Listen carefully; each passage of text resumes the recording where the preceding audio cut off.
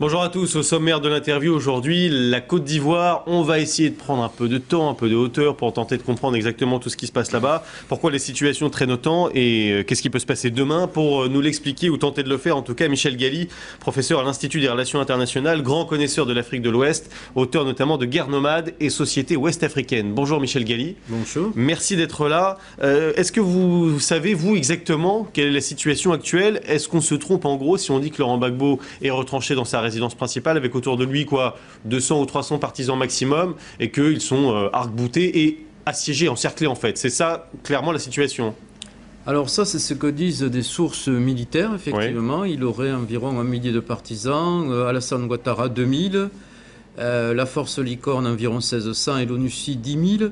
Mais ce qui n'est pas pris en compte, c'est la capitale, une ville de 3 millions d'habitants, où Laurent Gbagbo a eu plus de 54% aux dernières élections, dont de nombreux sympathisants, certains armés, qu'on les appelle patriotes ou nationalistes, qui ne sont pas forcément autour de lui, mais qui sont dans des quartiers qui lui sont favorables, comme Yopougon. Et qui font le coup de feu sur les pro-Ouattara. Qui font le coup de feu, sachant que les militaires des deux bords se livrent à des pillages aussi, et leurs partisans. Oui. Donc il y a une situation extrêmement complexe et dangereuse. Mais c'est, si on vous a bien écouté, c'est 1000 d'un côté contre 2000 de l'autre, en fait. C'est aussi simple que ça. Donc le rapport de force n'est pas si énorme en faveur de Ouattara. Même si l'ONUCI et la France sont là, officiellement, elles n'interviennent pas. Comme vous avez dit, officiellement ils n'interviennent pas, mais en fait ils interviennent la nuit dernière et surtout il y a 2 jours où ils ont détruit nombre d'armes lourdes de Laurent Gbagbo. Mais si les deux camps étaient laissés à eux-mêmes, à mon sens ça s'équilibre parce qu'on l'a vu encore dans l'assaut de la résidence de Laurent Gbagbo.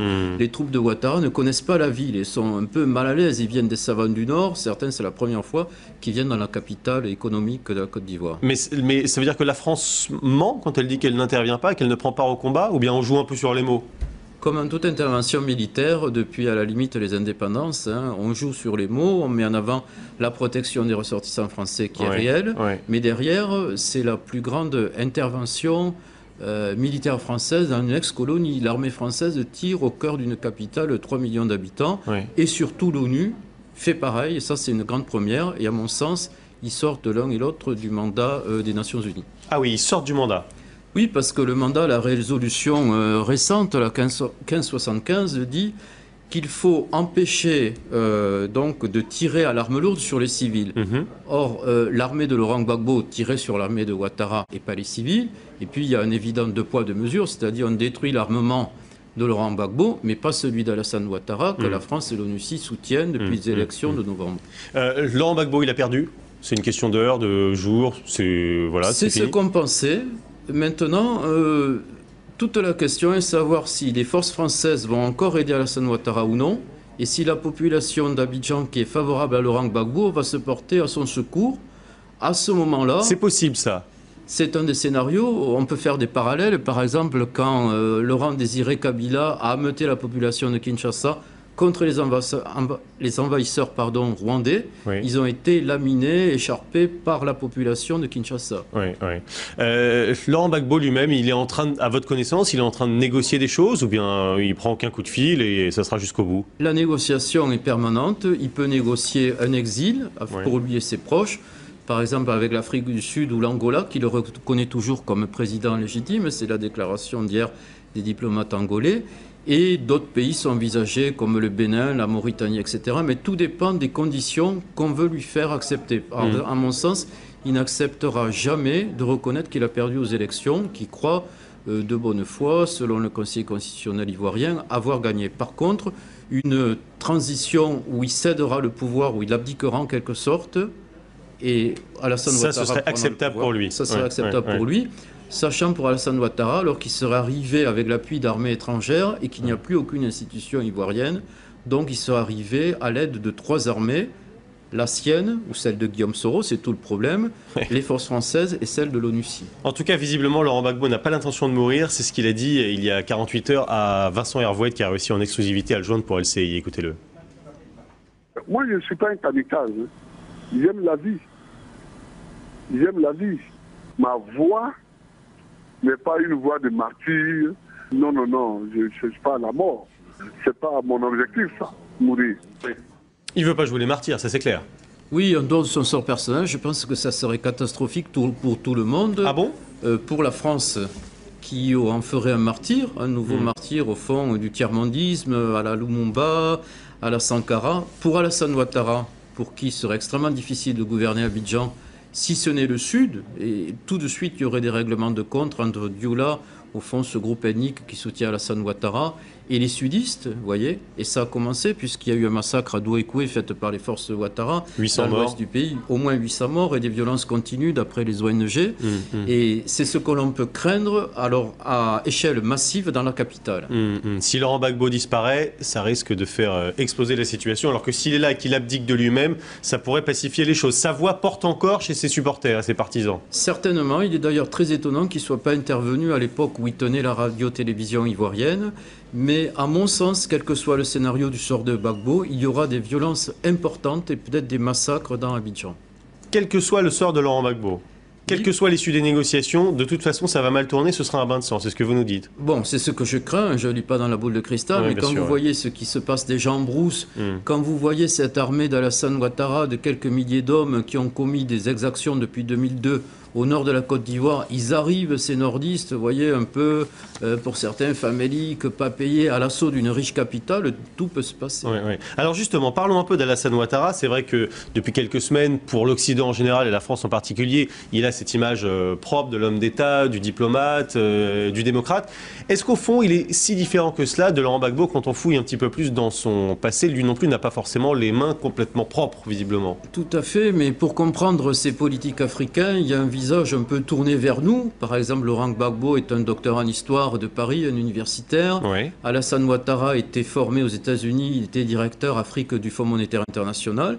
Et puis, il y a un côté très africain où Laurent Gbagbo est quelqu'un d'une famille très pauvre de l'Ouest, qui est encore très enraciné dans son peuple et qui n'a qu'une envie, c'est de rester d'ailleurs même en ce moment en Côte d'Ivoire. Et quant à Alassane Ouattara, il est lié depuis 2002 à cette rébellion qui a pris les 2/3 du pays, qui a installé un système de raquettes au nord, de violence continue. Oui, c'est vrai. On avait l'habitude de présenter un peu le nord du pays comme une zone presque libérée par rapport au reste du pays, sauf qu'en fait, vous nous dites que c'était le régime de la terreur dans le nord. Oui, tout à fait, ce qui prouve d'ailleurs qu'à mon sens, des élections n'y sont pas valables. Ça se rapproche un peu du Libéria et de la Sierra Leone, des seigneurs de la guerre qui raquettent sur le diamant, sur les hommes, des violences ponctuelles, et malheureusement, c'est ce qu'ils sont en train d'importer dans le nord et peut-être dans Abidjan.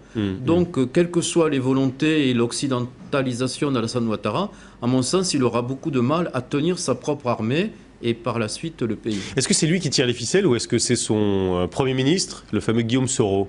Alors, il y a une répartition des rôles. Donc, Oui. Alassane Ouattara donne une image beaucoup plus modérée. Par exemple, il veut préserver la vie de Laurent Gbagbo. Et Guillaume Soro a des déclarations incendiaires et est le chef d'une partie de l'armée, puisque c'est une sorte de féodalité guerrière, et qu'Ibrahim Koulibaly, un ancien rebelle, tient le quartier d'Abobo. Donc, il y a des divisions internes en germe dans le camp Ouattara. Beaucoup d'interrogations donc sur l'avenir. Quel rôle peut jouer la France dans cet avenir ivoirien? Écoutez Alain Juppé, c'était ce matin lors d'une audition au Sénat. On écoute le ministre des Affaires étrangères. Après la chute de Gbagbo, qui interviendra inévitablement dans, je ne veux pas dire les heures ou les jours qui viennent, je suis prudent, mais qui interviendra inéluctablement, il nous faudra appuyer la politique de pardon, de réconciliation nationale, d'ouverture politique que devra conduire le président Ouattara, et nous sommes déjà en train de travailler à l'effort qu'il faudra faire pour l'aider dans ce processus de réconciliation politique et de reconstruction économique, car l'économie de la Côte d'Ivoire est évidemment extrêmement affecté par ce qui se passe. Qu'est-ce qu'il faut comprendre, Michel Galli, quand la France dit on sera à ses côtés, on va l'aider? Est-ce que ça veut dire on va tenir le pays militairement? Tout à fait, de toute manière, oui, c'est ça que ça veut dire. Depuis hier, depuis le canard enchaîné, que la France a aidé les forces rebelles, donc pro-Ouattara, disons, à conquérir le pays en fournissant de la logistique, de l'armement, des conseils. Il a aidé militairement, ça tout a éclaté au grand jour il y a 2 jours. Mais ça, c'est des prophéties depuis novembre qui tardent à se réaliser, si vous voulez. C'est un discours idéologique. Je dirais qu'il y a au moins 2 légitimités. Ces élections, elles sont plus contestées qu'on ne le croit en France. Donc il y a 2 camps. Et à mon sens, c'est une erreur totale pour les responsables français de s'aligner sur un seul camp. C'est même très dangereux pour les ressortissants français, voire les intérêts français à long terme. C'est un pays riche, la Côte d'Ivoire, on le dit souvent. Est-ce que l'économie peut repartir très vite et finalement, quand les dollars vont commencer à couler de nouveau, ça va pacifier de façon un peu cynique le pays? Est-ce que ça peut se passer comme ça? Alors ça, c'est le schéma idéal, au fond, des Nations Unies, de la reconstruction, DDR, du cercle vertueux. Le cercle vertueux. Alors pour le cacao, ça va être un peu compliqué cette année. La Côte d'Ivoire est le premier producteur de cacao. C'est pourquoi d'ailleurs les forces pro-Ouattara ont pris le port de San Pedro où est entreposé le cacao.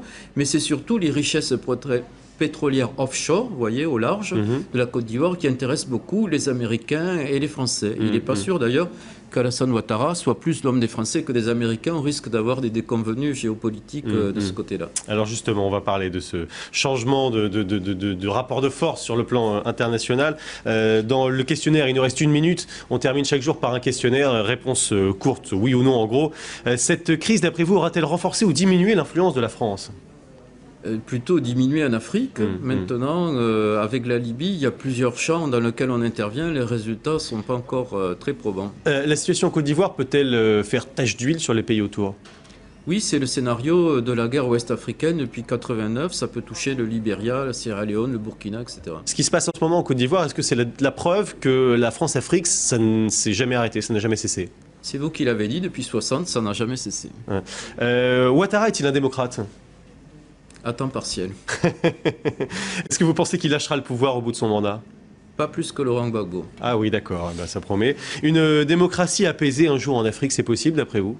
Oui, mais la Côte d'Ivoire n'en prend pas le chemin. Est-ce que la Guinée, elle, en prend le chemin ? On a vu son nouveau président il y a quelques semaines en France faire la promotion de la démocratie. Est-ce que lui, on peut le croire ? Oui, tout à fait. C'est quand même un des pays les plus pauvres de la planète. C'est sur ce plan qu'il doit sans doute travailler. Les Chinois et les Américains sont-ils aujourd'hui plus influents que les Français aujourd'hui en Afrique ? Bien sûr, le binôme Obama-Sarkozy, c'était du jamais vu jusqu'à maintenant dans une ancienne colonie française. Ouais. Un pays comme le Sénégal, est-ce que vous diriez que c'est une démocratie ? Bon, c'est en train de devenir une démocratie avec une dynastie qui cherche à se perpétuer, donc ça se discute. Est-ce que d'après vous c'est possible un printemps africain comme on est en train de vivre un printemps arabe ? Tout à fait. Je pense que la rue africaine a une position, par exemple, sur la Côte d'Ivoire, des idées bien différentes des gouvernants africains et français. Michel Galli, merci beaucoup. Je rappelle que vous êtes notamment l'auteur de Guerre nomade et Société ouest-africaine aux éditions L'Harmattan. Est-ce que vous pouvez conclure cette interview ? C'est l'invité qui le fait chaque jour. Je vais vous demander de prononcer une phrase rituelle et cette phrase, c'est tout de suite d'autres infos sur la chaîne Info. Vous regardez la caméra et vous le dites. Allez-y. Tout de suite d'autres infos sur la chaîne Info.